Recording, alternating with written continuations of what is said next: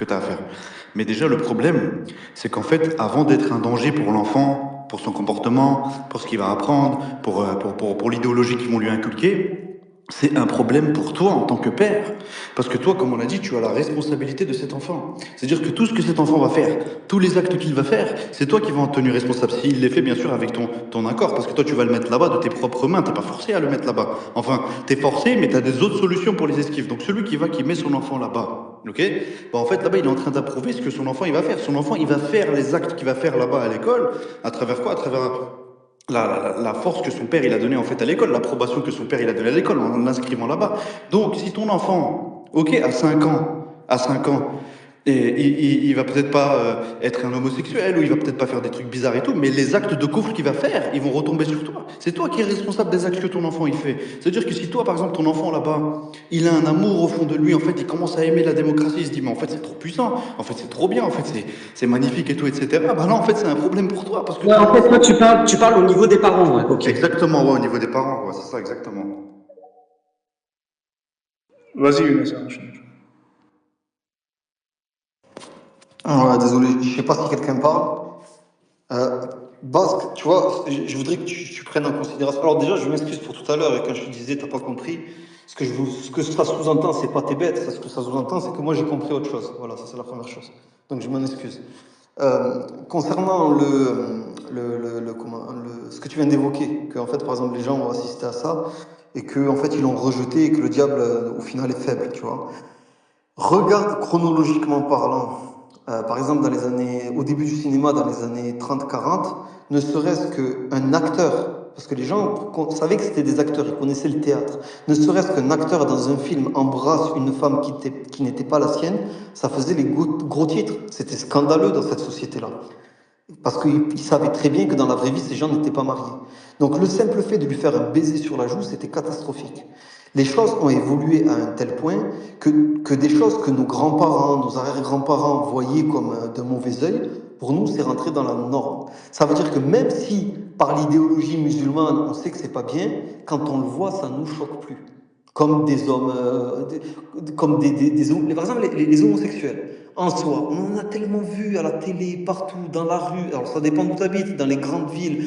Par exemple, des fois au travail, tu te rends compte qu'un, il fait son coming out. Tu as un collègue de travail, en fait, il est gay, tu le croyais juste efféminé, alors que non, en fait, c'est un gay. Mais en fait, c'est des choses que tu réprouves du cœur parce que tu es musulman, mais au final, ça te choque pas. C'est un peu comme les chouïours quand ils arrivent en France et qui nous voient marcher en regardant droit devant nous. Eux, ils sont là, a'udhu billah, mais ils voient que des femmes déshabillées autour d'eux, alors que nous, on les voit plus. Et en fait, faut pas négliger, c'est le principe de la grenouille. La grenouille, si tu la mets dans l'eau bouillante, elle cherche à s'échapper. Si tu fais cuire l'eau doucement, elle va s'habituer, elle va se laisser crever. Mais l'idéologie, c'est la même chose. Eux, ils ont compris que c'est sur du très long terme que tu changes la mentalité. Tu changes les mœurs, c'est sur du long terme. Ne serait-ce que cette histoire de façon cinématographique. Comment ils ont introduit l'homosexualité en France? Au début, c'était en s'en moquant, en rendant les gays drôles, comme avec La Cage aux folles, ces films-là, etc., qui sont des films plus de la génération à Michael, par exemple, à Colonel.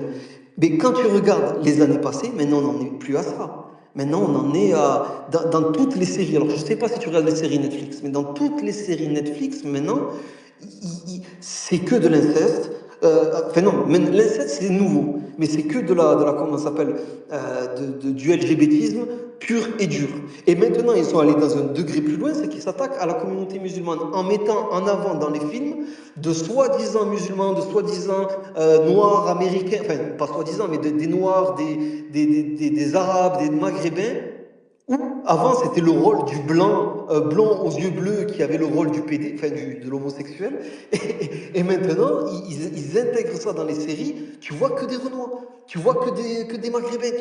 Ils mettent ce rôle-là. Pourquoi? Parce qu'ils savent que petit à petit, il va y avoir une forme de tolérance. Et cette tolérance, au fil des temps, au fil des générations, sera communément acceptée. Maintenant, sur TikTok, vous trouvez des hashtags avec LGBT musulmans. Des femmes qui revendiquent revendiquent être lesbiennes et qui portent le hijab. Des hommes qui se revendiquent trans et qui apprennent le Coran et qui le récitent devant tout le monde sur TikTok. On sait qu'il y a une forme de propagande chez ces gens-là, on les croit peut-être même pas sincères. Mais je suis sûr que parmi eux, il y a des gens qui ont pris cette douille de propagande en croyant que, en fait, finalement, c'est normal. L'autre soir, il y a un dessin animé qui s'appelle Mimona ou je sais plus quoi. Sur Netflix, je laisse regarder mes enfants. La dernière scène, les 5 dernières minutes, le super-héros viril du dessin animé, il embrasse un autre garçon. La dernière scène, ça veut dire il a regardé le film, il a pris la douille tout le temps, il s'est imprégné du héros. Bon, c'est ma faute, j'aurais pas dû le laisser regarder les dessins animés. Mais bon, voilà, on fait ce qu'on peut, tu vois. Mais je les prive pas à 100%. Mais malgré tout, ils s'intègrent là où ils peuvent. Donc, ce qui était subliminal il y a 5 ans, 10 ans,